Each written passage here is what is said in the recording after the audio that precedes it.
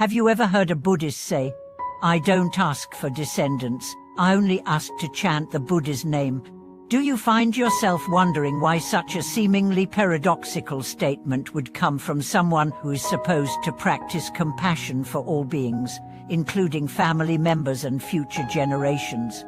Welcome back to the channel, where we explore profound teachings of the Buddha, aiming to guide us toward deeper wisdom and greater peace. In today's video, we'll tackle one of the most intriguing, yet often misunderstood phrases in Buddhist practice. I don't ask for descendants, I only ask to chant the Buddha's name.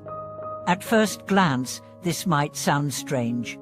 After all, isn't having descendants a part of the cycle of life? Isn't it natural to wish for children, to want to pass on one's legacy to the next generation? Why would a Buddhist renounce such a fundamental human desire in favor of chanting the Buddha's name? The truth behind this teaching, however, is far from simple. It is rooted in the deep Buddhist understanding of attachment, the impermanence of life, and the true nature of spiritual liberation. Today, we will take a closer look at what this phrase really means and why it holds such profound wisdom for all who seek peace and enlightenment. In Buddhism, attachment is seen as one of the primary causes of suffering. Whether we are attached to material possessions, to a certain identity, or to the idea of having children, attachment keeps us tied to the cycle of birth and death, or samsara. The Buddha taught that liberation nirvana can only be attained when we let go of all attachments. So, when a Buddhist says, "I don't ask for descendants," what they are really saying is, "I do not wish to be tied to the cycle of desire and suffering that arises from attachments." But it's important to understand this in the proper context. This statement does not mean that Buddhists do not care about their children or families. It simply means that, spiritually speaking, they recognize the impermanence of all things, including family relationships. In the grand scheme of things, the desire for descendants is just another form of attachment. It's a desire that can lead to suffering when we hold onto it too tightly. Buddhists, therefore, prioritize their spiritual growth and connection with the Buddha over the worldly desires that can bind them to the cycle of suffering. To help us understand this more deeply, let's explore the story of a Buddhist master who lived his life devoted to chanting the Buddha's name. Master Jia, a wise monk from ancient China, was often asked by his disciples why he never married and had children. His answer was always the same: "I do not seek descendants because I seek liberation from the cycle of birth and death. To bind myself to the world through family would only delay my spiritual progress."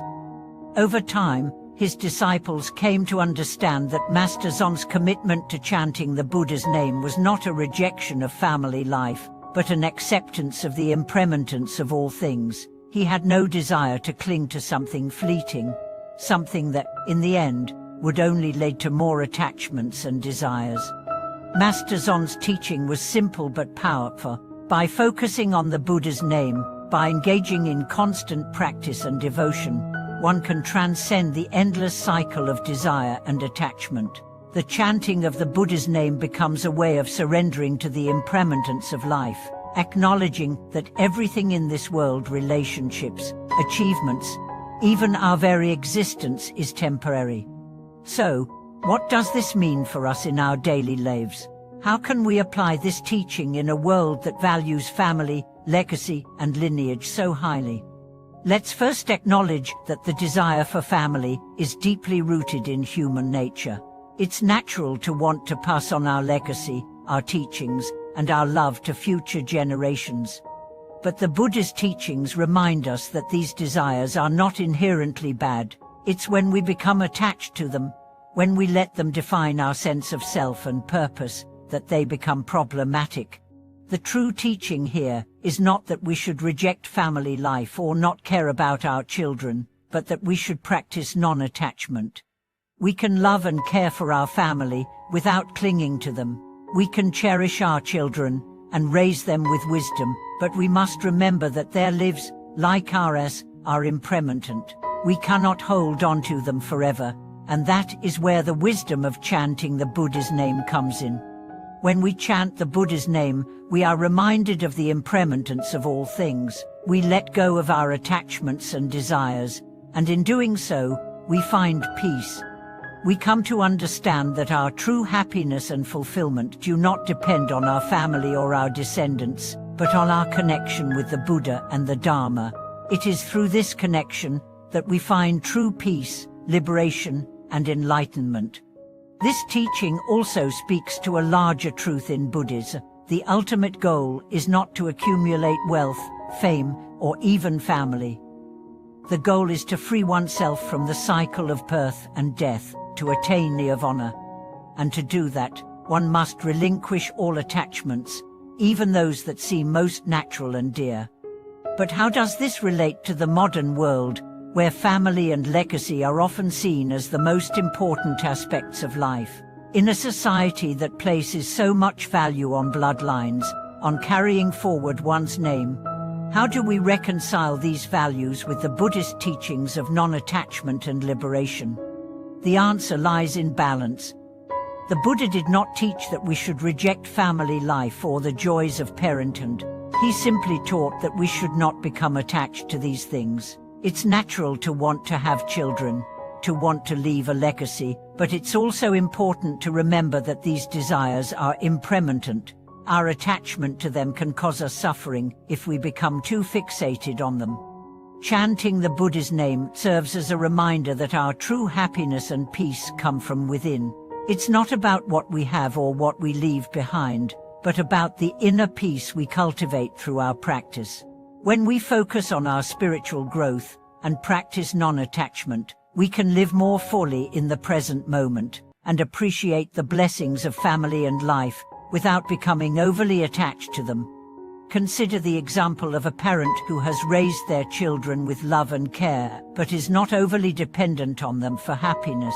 This parent loves their children, but recognizes that their children have their own path to follow, their own journey to life. The parent, instead of becoming anxious about the future, focuses on their own spiritual practice, finding peace in the present moment. They chant the Buddha's name daily, knowing that their ultimate peace and fulfillment come not from their children or their legacy, but from their connection to the Buddha. In this way, we can apply the Buddha's teaching of non-attachment to our own lives. We can love our families deeply, but we can also remember that their lives, like ours, are impermanent. We can cherish the time we have with them without becoming overly attached to the idea of family or legacy. And through our practice of chanting the Buddha's name, we can cultivate peace, wisdom, and compassion that extends beyond our immediate family, touching all beings. As we conclude this video, let's remember the essence of the Buddha's teaching. To let go of attachments is not to reject life, but to embrace it fully.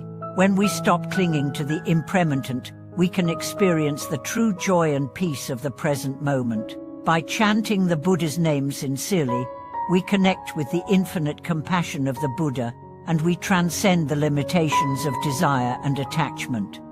Thank you for watching this video. If you found this teaching helpful, please share your thoughts in the comments below. How does the practice of chanting the Buddha's name helped you in your life? Let's continue this conversation and support each other on this path of wisdom and peace. If you enjoyed this video, please subscribe to our channel, like the video, and share it with those who might benefit from it. May all beings be happy, and may all beings be free.